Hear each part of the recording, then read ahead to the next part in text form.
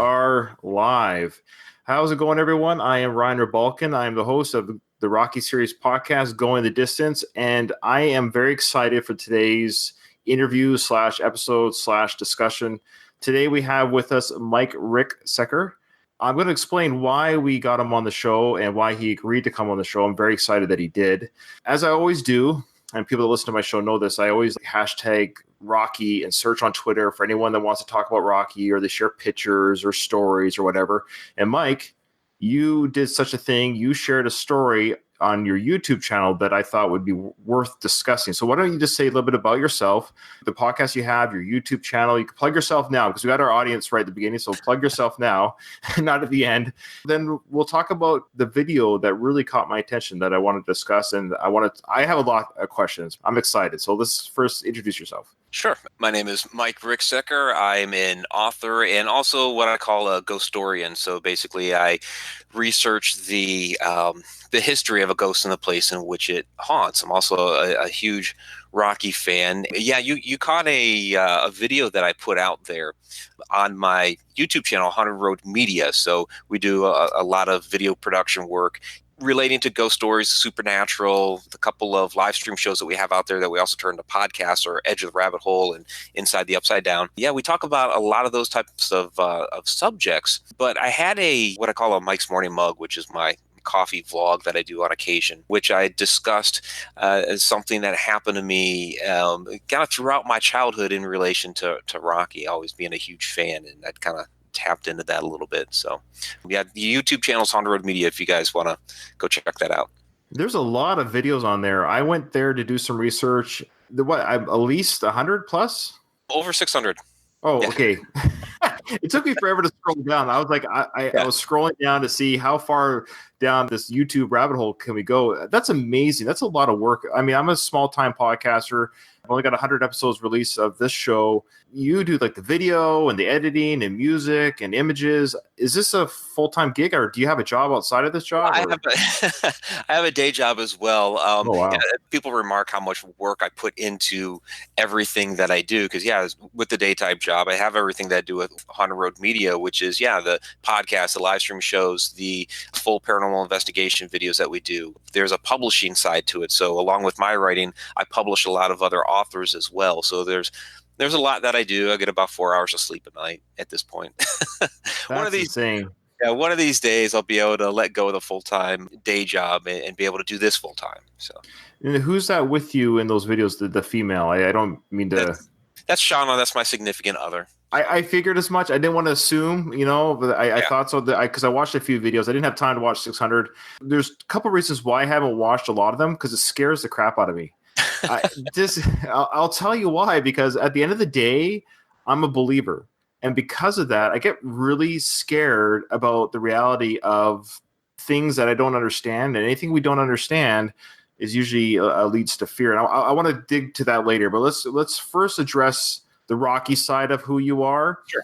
So we'll talk to the Rocky fan listeners, and anyone wants to stick around later or during this same episode about the ghost side of things, or I hope they do, because I'm really interested in what you have to say about that, because I know everything there is to know about Rocky. But let's talk about your video, and it's kind of like it was a psychic. You basically talked about, and I think you could probably do it off the top of your head again. You talked about how you were able to predict big plot points for both Rockies 3, 4, 5, and 6, if I remember correctly. Right. So why don't you go ahead and tell the audience the story and how that came to be? Yeah, I don't ever claim to be psychic, although I do have what people would call sensitivities and what have you. And I believe it was more of what Carl Jung would call the collective unconscious, where basically there's all this free-flowing thought out there that you can tap into. And as a kid growing up, I mean, not understanding this at all, seemed to tap into whatever in the world Stallone was tapping into to get his Rocky ideas. As a kid, I loved the Rocky movies.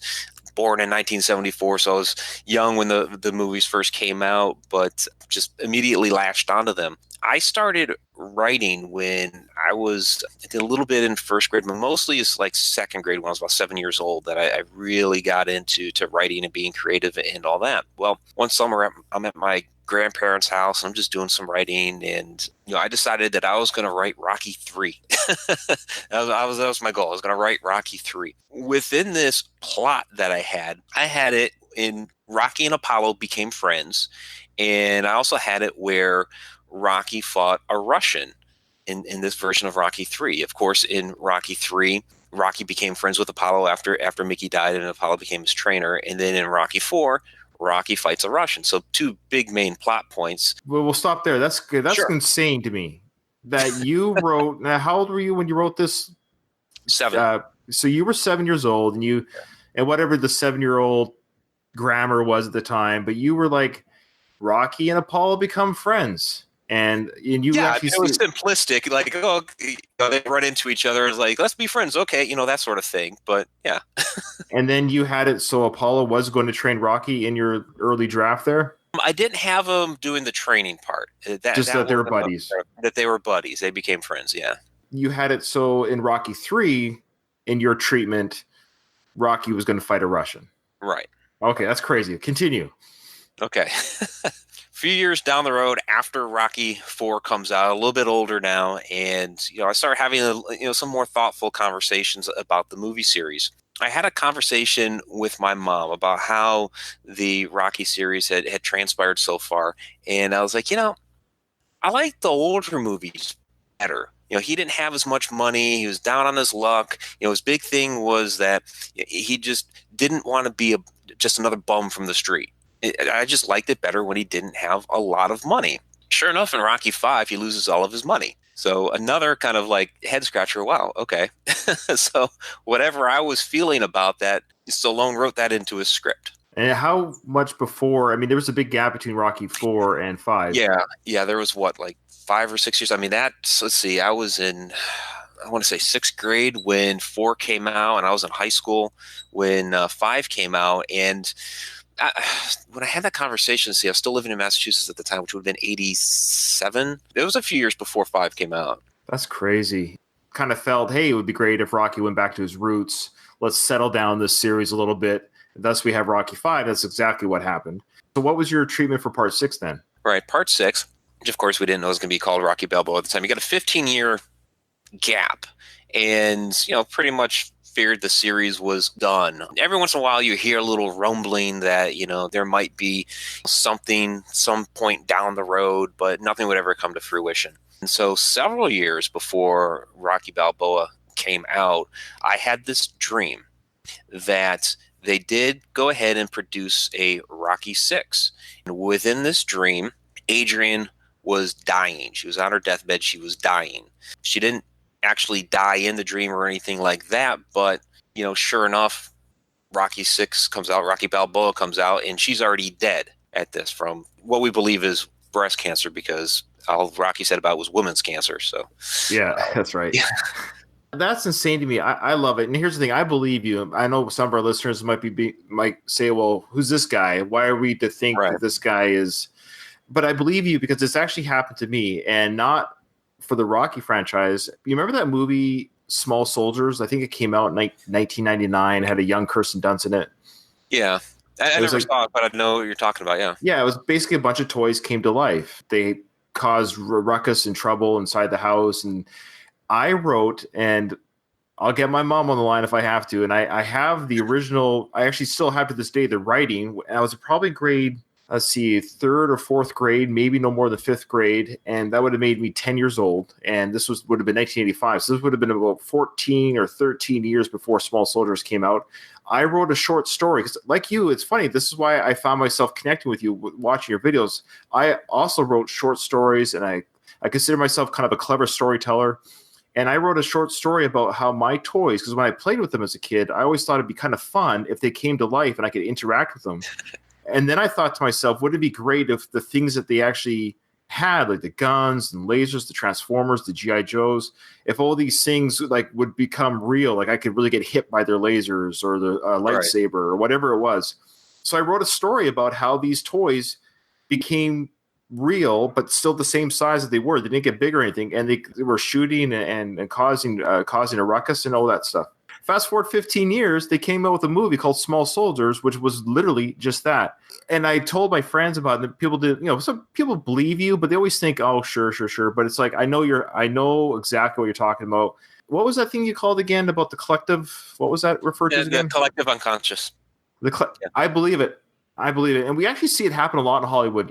When they did like A Bug's Life, there's that Ant movie as well. And there's always like these competing films that seem to happen at the same time. Songs that sound the same, things like that. In a way, you can almost argue there's only so many ideas out there, if that makes sense. Right. There's billions of people. There can't be more ideas than there are people. Some things are just going to basically overlap. Yeah, but you're right. They all seem to happen around the same time. Well, you'll have a batch of different fantasy movies, or what have you, and they all just kind of come out at the same time, and it's uncanny how that happens. So, what was it like for you that every time you saw the movie? What was your reaction every time you saw 3, 4, 5, and 6? You're like, oh my goodness, I had this thought before. I mean, yeah, I had to laugh at myself. Really, it was just kind of. And especially with 6, being an adult and being able to, really look back at the whole thing, just kind of shaking my head like, you got to be kidding me. As a kid, when like 3 and 4 came out, I didn't quite get it then. And at that time, I was such a huge Rocky fan at the time. It was really so much overboard on it that I was getting picked on because of it. I didn't even understand that, I'm on the bus and, the kids are asking me to punch the seat on the bus like Rocky. I'm like, okay. So I punched the seat on the bus like Rocky, and they're all like, so I didn't quite get that aspect of it at that point. So are you jealous that you didn't do a Rocky podcast? You're doing a haunted podcast instead? Well, I'm like I said, I've always been, I forgot to grab it. I even have like some Rocky memorabilia around. Yeah, I mean, it's always been a part of me. That's awesome. Yeah. Well, I'm glad I'm doing my Rocky podcast, because what you're doing, I couldn't do. And I really want to talk about this. And I hope our listeners are okay if we dive into your world a little bit, because that's how I found you. So I was hashtagging search on Twitter. I saw the video about, I predicted these things, and I watched the video and I believed you. And I believe you now that you did have that experience. People can argue, well, you're just one of 6 billion people and you had the same thought as Sly. And that's actually, sure. That's how it works. I think that's kind of how it works. You are a ghostorian. Obviously, that's a play on words. I would assume it's a ghost historian. Right. Did you have anything happen in your life early, or like, why are you doing this? What's going on here? Are you insane? First off, are you insane? Because no, I'm not insane. In fact, one of the reasons why I do this is to help people realize that they're not insane. So we have like a whole line of books called Encounters with the Paranormal. It's not just myself submitting these stories, people from all over just relating different things that have happened to them. What's happened in our past, like 50, 60 years ago, if you talked about seeing an apparition or hearing voices or, disembodied footsteps or what have you, you'd get thrown in the loony bin. And so for a long period of time, when people had these experiences, they just wouldn't say anything because they didn't want to get dubbed as being crazy or insane.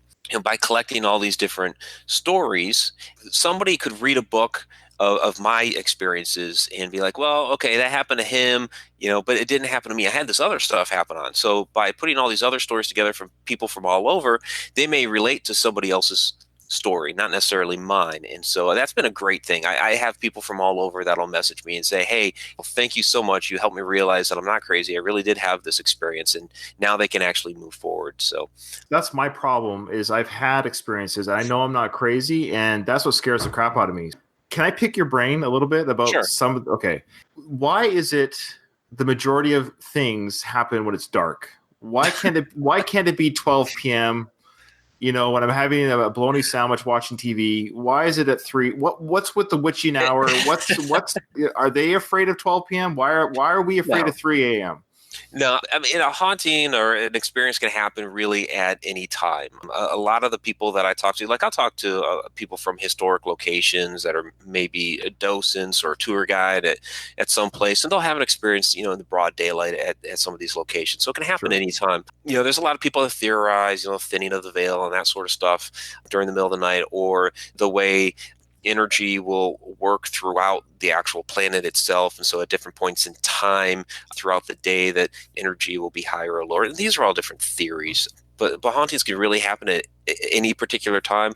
Sometimes it is the middle of the night. And I think at the middle of the night, we're kind of a little bit more aware of our surroundings. Things start to kind of slow down. There's not as much noise pollution and things like that going on. Yeah, I outside, thought that so too. It's quiet. quieter. Yeah, Quiet. you can kind of focus on that Yep. which might always be around you. Well, I've got 6 kids, but I have 4 that live with me now because the 2 older are adults and they're out of the house. Yeah, it's chaos in my house. So if there's a ghost that wanted to haunt me during the day, it'd almost be a welcome relief to have that kind of quiet. But for all I know, maybe the door slamming is a ghost. I think it's my kids, but it could be a ghost. So I have a couple of experiences that I've had. I wouldn't mind hearing what you think they are. If you've probably have heard these things, because I've Googled before the internet, I would have these experiences and I didn't think I was crazy, but I doubted, like, was I just tired? Was I just young and imaginative? But now that I've gotten older, you hear again that collective experience. So this kind of draws into what you were talking about before. Like, how is it that I can have an experience here in Victoria, British Columbia, Canada, and somebody in Germany will have the same experience? Like, the same kind of thing will happen to them. Like, we're not making this up is what I'm saying. Like, why are we both experiencing the same fake thing, if that makes sense? Because there's a lot of skeptics out there about the supernatural, as they call it, or whatever. Right. So there are skeptics, and I understand that, and I trust me, I get it. But my question to a skeptic is, why am I having the same experience that's fake that somebody else is having that I have no connection with? One thing I had happen to me was I was on the second floor of my house. There was a figure in the window. It was 2 stories up. And the easiest way to describe it, and I know you're going to figure out what I'm describing, but at the time there was no name for it. It was almost like a cloaked, non-forming, it was almost like a bed sheet was draped over a person, and it was black. And I could tell that it was looking at me through the window. It was summertime. The curtain was open. The window was partially open. And I remember looking at it, kind of being so terrified that it almost, even then I thought, this isn't real. And I even kind of went back to sleep. I can't even explain how I was able to go back to sleep after seeing this. And then it wasn't until I woke up in the morning, I'm like, oh my goodness, I saw what I saw in the window. And then I doubted myself, and then time went on. And then my brother in a different room at a different night saw the same figure in his window looking through the curtains. Like, the curtains were closed, but you could still see the shape of the figure outside the curtained window. And to this day, windows at night when I'm in bed, I'm like, I turn my back to the window. Now, am I insane? Did I see a shadow person? And if I did, what's going on here? Why are they looking at me? Why am I that exciting to them? Yeah, it does sound a bit like a hooded shadow person, and I've had a lot of shadow people experiences. That was really my first big paranormal experience, was with the shadow person, where one was actually in my bedroom. When I woke up in the middle of the night, I was about 8 or 9 years old when that happened. I'm actually in the middle of writing a book on shadow people. These are such mysterious beings. There's a lot of different theories out there about who or what they may be. Some people say like all shadow people are evil and nefarious, which I don't believe. I think they're just like people. Some have an agenda. Some are bad or what have you, and some are just almost, they don't care one way whatsoever. Sure. Who you are.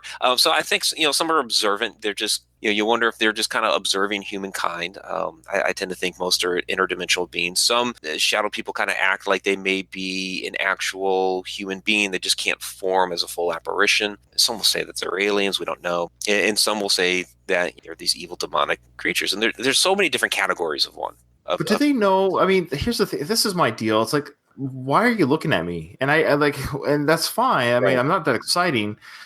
Did it ever move, or it just stood there and looked at you? It was motionless. As far as it was motionless. It's almost like I knew I made eye contact with no eyes, but I was like, okay, I see you. You see me. Roger that. I'm going back to sleep. Right. It seems like one of those that are just observing you. And I kind of wonder if these type of shadow people that just stand there and look at you and observe, if they're just not studying humans, if that's kind of what they're up to right now, studying humans. But now we have Google. Can they go on Google? Yeah. Yeah, I don't know. I don't know if they Google or not. So that was one experience. The other experience, now of course I was 13 or 14, so I was older. It wasn't like a kid, but I had some really crazy experiences as a child. And too many stories. I don't want to say waste your time, but I have what I have considered an expert here on this stuff, because you study other people's stories.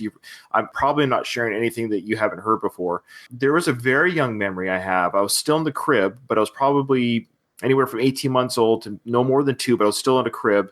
Again, I've had this memory, and I knew this happened to me as a young child for years. And I would tell the story to my mom, and she, like, this story from her lips to my ears, she knew this story happened to be at least in my head, because I would tell her that it happened to me. Right. But I remember I was in the crib, and I remember 4 white figures around my crib, and I remember them being thin and grayish. I remember them being like long and thin, and I remember being touched. I'll never forget the feeling of my back was turned, and I could feel their fingers on my backside talking about me and touching me. And I knew that they were, even as a young kid, I knew that I was the focus of their attention, and they were discussing me. Time has gone on, and we hear about the Greys and all this stuff. And have you heard of anyone having this happen to them? Yeah, I've heard of visitations like this from the Greys, almost exactly like that, as very young children like that, where you may even still be in the crib. I've heard very, very similar stories, and usually it's like that, where you have like 4 of these, like a handful of them, surrounding the crib, or the bed. But yeah, this is. You're right. It's not something I haven't heard before, but it's always, to me, I'm always interested in hearing the stories and try to just relate, how your experiences may differ or even be alike to other people's experiences.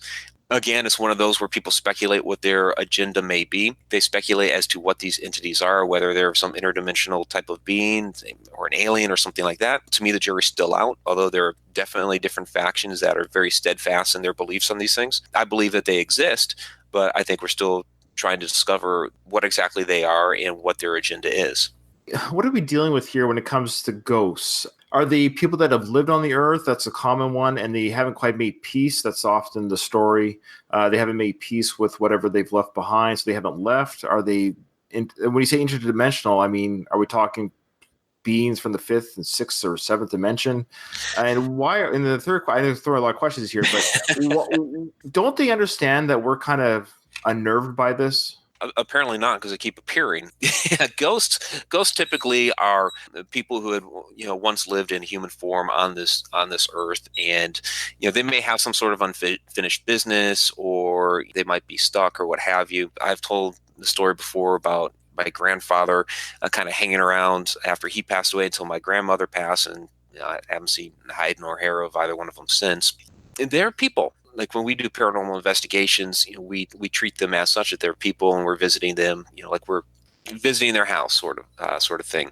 What I mean by interdimensional beings, like shadow people may be that, the Greys may be that. Yeah, these would be something that exists on another astral plane, so to speak. An example that I like to give for this is an experience that had place. It was a restaurant called Johnny V's. It was in Muskogee, Oklahoma.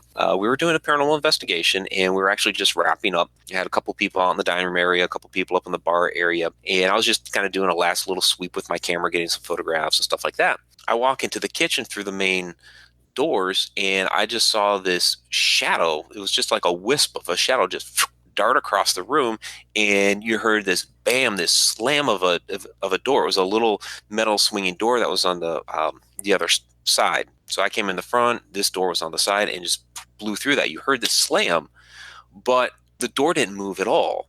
So I was like, what in the world happened there? Right. So I started calling out to the others, hey, did you hear that? And they're like, yeah, we heard it. What happened? Like, I scared this thing, apparently, and it slammed into the door, but it didn't move. So I related the experience. You can hear it clear as a bell on the audio. It wasn't running video at the time. Like I said, I was getting some photographs. After examining this incident, countless times, trying to figure out what in the world happened, and the fact that I scared it, it took off the moment that I walked into the room. So I started wondering, okay, let's look at it if it is, something from another dimension. If we're going to theorize that shadow people, or at least some shadow people, may be from another dimension, was it that it was in, like I said, its own dimension, in Johnny V's, maybe saw me come in as the ghost, got scared of me and took off, and in its plane of existence, maybe it blew right through that door, but I didn't see it from my plane of existence, but maybe across the dimensions, the sound of that slamming door resonated. So, I mean, it's a theory. Don't know for sure. No, this world's crazy. I'm open to all theories, because we're not going to have. How do we even have any kind of evidence, like as far as why? I believe in what is it, quantum mechanics, where it deals with alternate universes or parallel universes, and things can kind of cross, and we could almost like bump into other existence, and the veil becomes thin for whatever reason. We almost see, I like that idea, we see almost another TV show happening. You have like this crossover episode. It's like, whoa, what are we both doing here? And it's a little bit spooky for people. The last story I have, it was in my adult years. This was 8 years ago. I lived in this house. It was an old military house. I'm in the Navy. And I know for certain this house was, I hate the word haunted because nothing bad happened to me or the kids. But there was one room that my two older boys, who were kids at the time, I almost felt bad that I had made them sleep in this room. Just because I kind of consider myself highly sensitive. And I don't know if you find in your experience that people that seem to see or hear things, they seem to be, I hate the word sensitive, but I'm prone to people's moods. I know people's moods. I can read a room. I'm aware of my surroundings. And you know how some people just are clueless, which is fine. They just don't get body language. They don't get other people's emotions. Yeah, in a room. you call it being sensitive or being a bit of an empath. Yeah. Yeah, empath. Thank you. That's the word.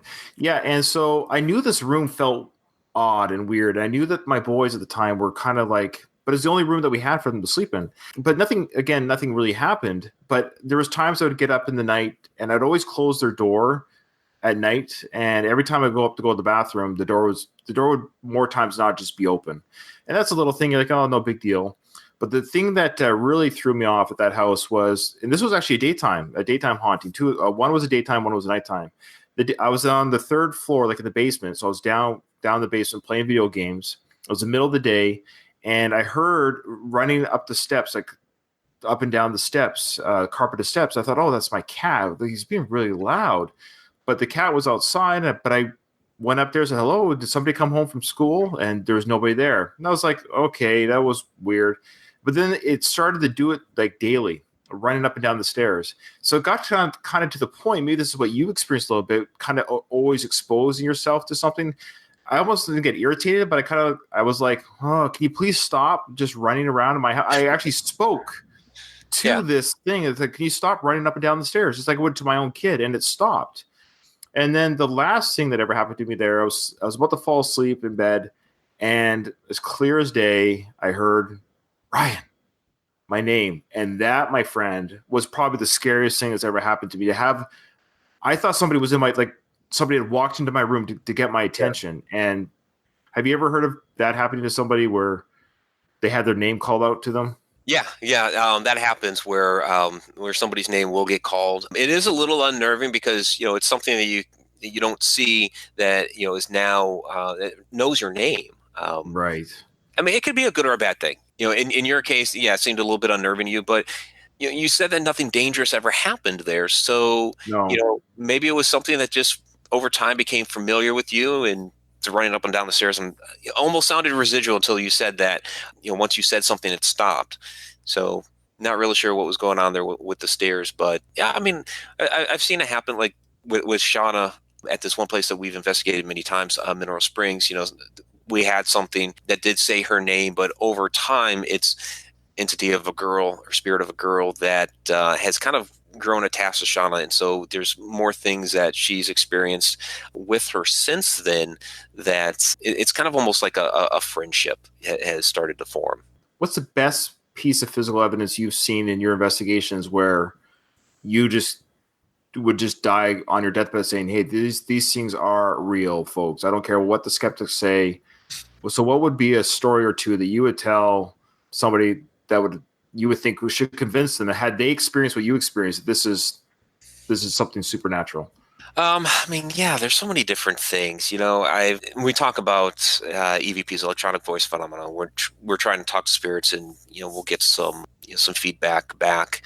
And one of them that I thought was pretty cool, and any of them, a skeptic could argue, but we're at a cemetery one night, and just casually observing a grave in which and there's a regular headstone. Back behind it was a gravestone from the military, from for the same person, and just kind of casually making an observation. One of the other guys there, hey, well, this guy's got two headstones. There's this one and there's that one. Kind of describing what they are, and the audio recorder picked up somebody saying correct.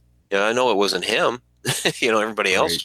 had been on the other side of the cemetery. So it's like, where'd that come from? It's just confirming, what I'd said. And I've picked up a lot of different things over the years, these like illuminated balls of light that, you see them, you take a picture. Okay, what in the world is that? Like the whole experience, the Stone Lion Inn, where, this bureau drawer slammed on its own and, start taking some photographs, and there's this white wisp in the air that's, okay, that may have been the thing that caused the drawer to slam. So, I mean, there's so many different things over the years. It's kind of hard to pinpoint one.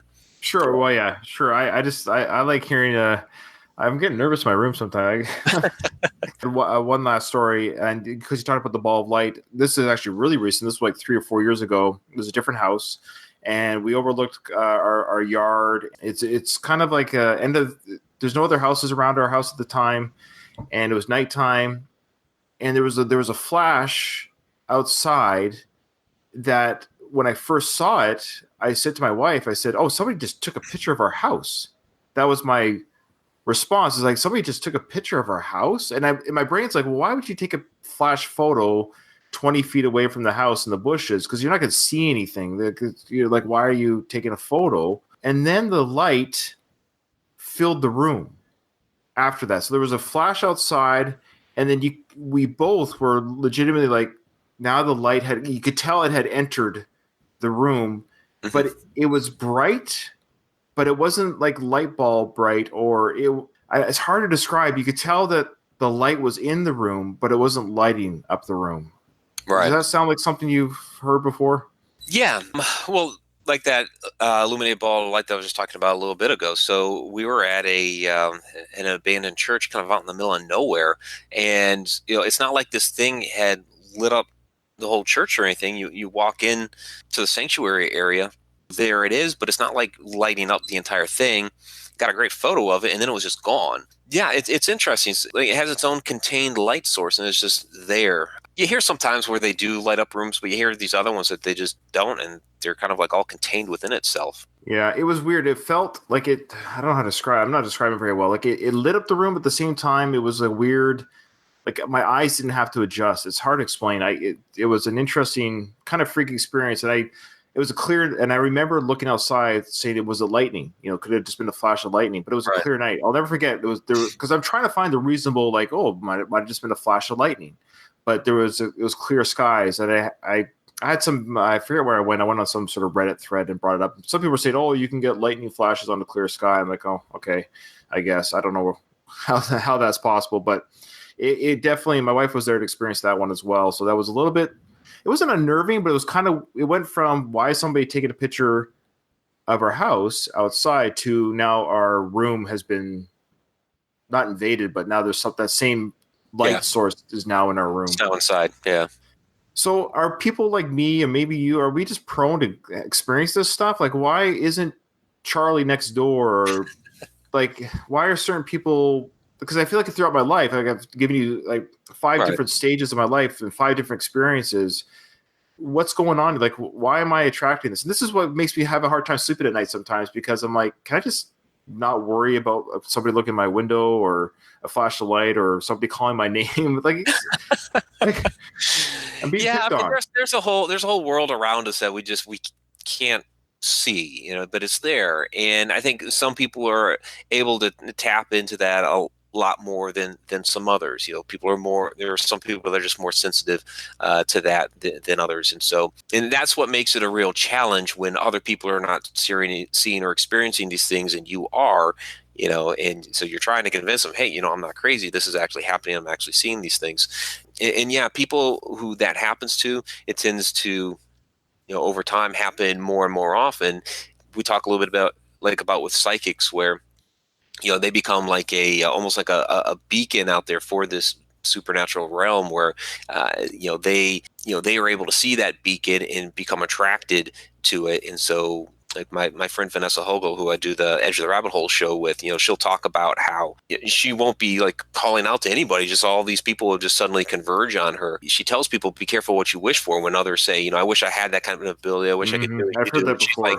She's like, you really don't understand what it is I see and experience. And she's like, there's a lot of things that aren't good that, some of these spirits are telling me, and that I get to see and visualize that just are not pleasant. So. So I saw some of your titles of your YouTube channel. This is a good plug, but some of them are too scary for me to even watch. One of them is I think it's one of your later ones about demons. So my question to you is, what's the difference between a demon and a ghost? Is a demon just a pissed off ghost, or? Well, yeah, a demon never walked this earth as a human, where a ghost has. A ghost is a spirit of a human being, and a demon is something entirely different. It's it's an evil entity that's just always been a supernatural creature. Yeah, I mean, there's a lot of theology between the Satan, heaven, all that type of stuff, which people could debate that forever, but yeah, these are very evil, nefarious type of beings that basically are looking to destroy humanity. So they'll kind of they'll enter into your life, seduce you, they'll oppress you, and eventually possess you and destroy you and those that are around you. The problem, and where we got into that with that video, is are you haunted by a demon was the name of it. Our popular culture has really sensationalized demon these days. So you look at any of the paranormal TV shows, like they're just riddled with demons. All of the, a lot of the movies that come out these days, it's not just a haunting of a ghost or anything like that. It's, now it's the haunting of some sort of demon. It's become very sensationalized. Now I'll have people contact me, hey, the candle fell off the mantle. I think there's a demon in my house. It's just like, no. Right. No, you don't have a demon. You might have something going on. Let's back up a little bit. So in your investigations then, like, what would you say a demon is? What's their agenda, and what would you do in a situation where you kind of thought maybe your house had one? And I don't know, what's your advice to anyone that thinks they might have one in their house? Yeah, so we've done cleansings before. The one television show is on The Haunted. This was, when did that come out? Was it 2011, something like that? It was a case in Edmond, Oklahoma, and we never actually called it a demon. It was definitely a very malevolent type of entity.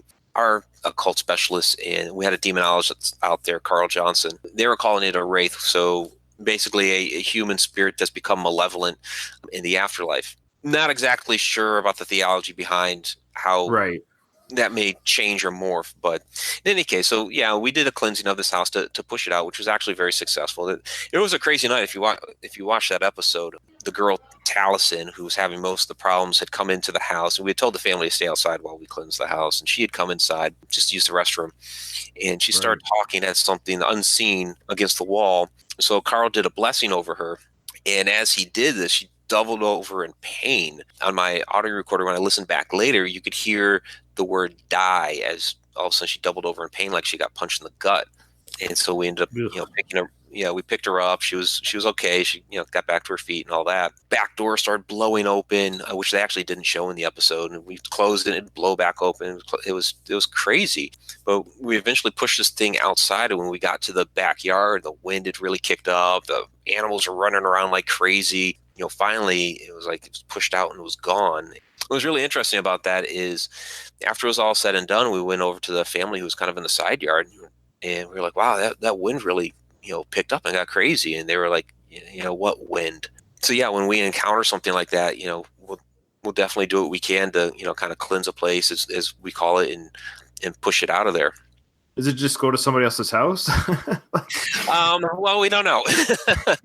This point is probably like one demon getting pushed around everyone's houses, like keeps moving down the street. I'm telling you, you're a brave man. No, thank you. You call me to come take care of a demon in your house, I'll be like, I don't know, you should probably just burn it to the ground or move. Why are you not scared? I mean, I was scared when I was a kid. It's just, I don't get scared at this. I'm more curious. I want to find out, what exactly this is, and why these things are happening. Like I said, there's a whole world out there that we're blind to. And when I started my writing, it was more mystery writing. There were some little paranormal stories in there as well, and of course, Rocky stuff. I even did historic fiction when I was that age. Go figure that. Yeah, I've always had that curious mind. I'm just like you. I'm curious, but I'm not brave. Okay. Well, I don't know. I don't know about bravery, or maybe a stupidity. I don't know. Well, isn't what they say? There's a fine line between being brave and stupid, I think. Yeah. There's some sort of fine line there. What's your theory or belief of death? Like, what happens to the soul, and where do you think you're going to go when you pass this mortal coil? Yeah, I used to, believe in a heaven and a hell, and in that differentiation there where, you pass away, you get judged, and then you're either going to burn in hell or you're going to go up to heaven. And, kind of over the years, I've changed my opinion on that a great deal. So I do believe in reincarnation. I believe there's some place that we go for a while that is, kind of like a home for us, in that, we come down here, maybe there's something we need to learn, or maybe, I don't know, maybe we're testing out, maybe there's something we want to experience, or maybe something about our character that we want to better define. We really don't know why we kind of go through that cycle. I've encountered things that kind of tell me, okay, I've had a past life before, different things that I've seen, that I've encountered. And so I think it's this recurring cycle that we go somewhere for a little while, and then we come back here. Deja vu. What do you think that is? Deja vu? Do you think that's your brain remembering what you said, past things have happened to you, and you're literally just remembering it again? Yeah, I mean, some of it's things that have happened in this life, and some of it I think may have happened in other lives. I love it when it happens. It doesn't happen all the time, but I've had it probably 30, 40 times in my 43 years where I've had a deja vu. And I'll be like, oh, I'm a deja vu. And I'm like sitting there and I'm like, it's all in my head at that moment. You're like, oh, it's still going. This is the long one. It's just a weird thing because nothing's really happening other than the deja vu in that moment. I don't know. I enjoy them. Oh, yeah. I had that in a dream. And it's okay. Yeah. Well, this is where I kind of get behind your past lives theory. And I've also looked into, do you know Dolores Cannon? Yeah, I've read some of her work. Yep. Yeah, I've read Keepers of the Garden, so there's a plug for her book. It kind of brought to me some, I would say, light, but regarding what I saw in my crib, and so it's given me a little bit of peace of what this chaotic life is all about, and we're in good hands type thing. I subscribe a little bit to it. I'm sharing something pretty personal here. I mean, maybe people will stop listening to my show because once you start talking about some her stuff, but I sense that's what you were describing, life and death, that kind of spoke to me, that you probably have heard about Dolores Cannon and her work. So that being said, I've also thought about dreams. When you have dreams, and you'll be asleep for like half an hour, the synopsis in your dream is so intricate and crazy with relationships with people, and there's just no way that your brain could come up with a storyline so intricate. And you'll have like relationships, and these dreams are like people that you care about and people you never met before, but you have like true feelings for people and emotions. And I've cried in my dream. I've felt fear in my dream over scenarios I've never experienced in life or seen it on a movie. That I've often wondered if that's my DNA or whatever that part of me that continues to be is just remembering what was. I don't know if you've ever thought that. Yeah, it's interesting. And it's also interesting that you mentioned DNA. I think there is a part of us that, some of these memories, some of these different things are a consciousness that we carry with us from life to life. And then I think there's also a part of us that is also transmuted to us through DNA from our ancestors. And maybe that's why we're always drawn to certain parts of the world and what have you. Or, sometimes we have different mannerisms of, our parents or our grandparents or things like that. So things that are kind of like passed down and transmuted over the years. It's really interesting. I think the things that we kind of take with us, it's difficult to know which one it may be. Is it something that's, passed down biologically, or something that's passed down consciously through our soul? Yeah, I've thought both. The skeptic in me just says there's something in our DNA that's like a recording machine that our ancestors, like a hard drive, that we just remember past memories that are somehow coded into the DNA, because there's parts of the DNA that we don't even know. Scientists haven't quite discovered what each part or strand is for. Mm-hmm. And then there's that part of me that there's something about us that we carry throughout our life. So question for you, sure. Rocky related. All right. So are you ready to make your prediction for Creed Part 3? Oh, I think they'll make a Creed 3, but Stallone is done. So what's your prediction? I know, but I want your psychic, off the cuff. So we can have it on record. We'll have it on record right here. So Creed 3 hasn't even been greenlit yet. So what's going to happen? Well, that's a good question, because this hasn't worked for me with Creed. It hasn't. It was like the first 6 Rocky movies, and with Creed it hasn't. And I don't know if that's because with the first one, Stallone didn't write it. He co-wrote the second one. Yeah, I don't know why this hasn't really worked with 3. The only thing I know is Rocky's done, and I thought he went out quite well, where he says, it's your time. And then he sat down, and it's just kind of like, there's Rocky sitting down. He's got the hat and kind of looking out to the boxing ring. And then he went to go be with his family, so it was a great way for him to go out. So they transitioned Donnie out to LA. So they've totally transitioned everything as far as Creed is gone. So no psychic predictions. So now here's, just as a fan then, what is it you want to have happen? And would you be kind of irked if Sly did come back? I wouldn't necessarily be irked just because, I'm such a fan of the series. Because of the fact that he says he's done, they gave him a great out on it. Yeah, it would be a little disappointing if they were like, well, let's bring Stallone back anyway. So it would be like a disappointment if he actually came back. As far what would I like to see happen in 3?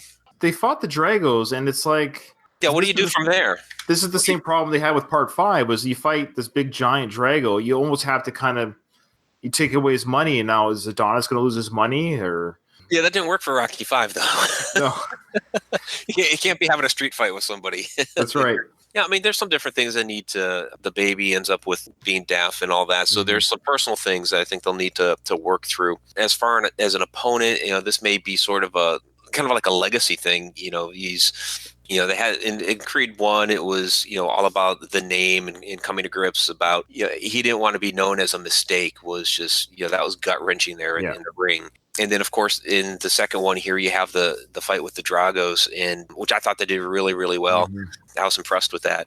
He's proven all these different things, and basically, I think the only thing he really has left is his own father's legacy, trying to be himself, but also, he has to deal with the fact that Creed was, an all-time great. I actually have a treatment that I think would work, and it would be a good Creed Part 3 ending to the series. And I won't go into great detail, but I want this to go on the record. So if this happens in Creed 3, I won't get any money for it, but I want the record to show this is my because I say Rocky dies between 2 and 3, but we see it off screen. It doesn't happen on screen. So I don't think anyone wants to see it happen on screen.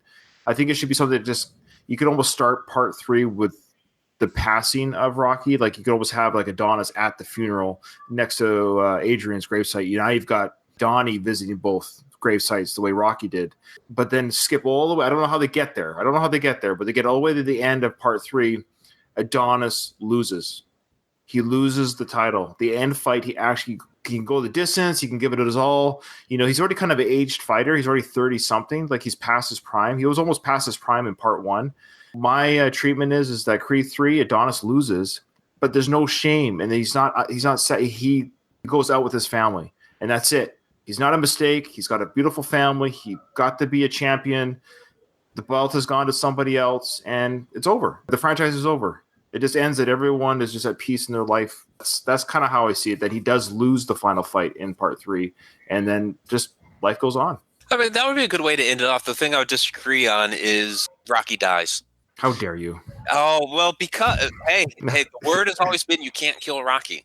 I know, and I've said that on my show. They don't kill Rocky. I know. Yep. How do you write him not being in Adonis's life in Part 3? That's the thing. He's retired. He's gone to be with his family. Donnie's cool with that. I mean, you've got the introduction of Little Duke, so Little Duke picks up the reins. All right, I like it. Yeah, I don't want Rocky dead. I don't want him dead. I would love to have him back. So he just rode off into the sunset. Yeah. I don't. Well, are you looking forward to Rambo 5? Yeah, sure. I mean, Rambo's always been fun. It's fun. It's fun. Yeah, that's just it. Well, Mike, it's been an absolute pleasure. I feel like I had 1,000 things I wanted to say, and I don't know. There's so much I could talk about. I feel like I could talk for hours about this stuff.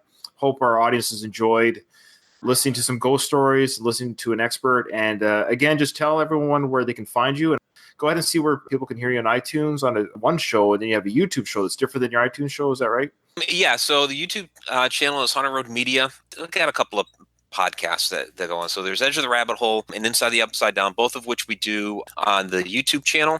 There are also podcasts as well. So you can pick them up in either location. And the podcast for Inside the Upside Down is actually the Mike Ricksecker audio journey. So we put the Inside the Upside Down stuff there, but then I also do some original content and other things out there as well on that podcast. So if you go to the Haunted Road Media YouTube channel, you'll be able to pick up all of it. It's kind of like the base of where everything's at.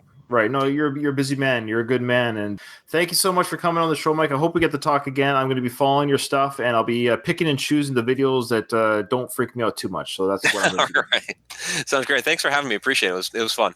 All right. Thank you. All right. Take care. Bye.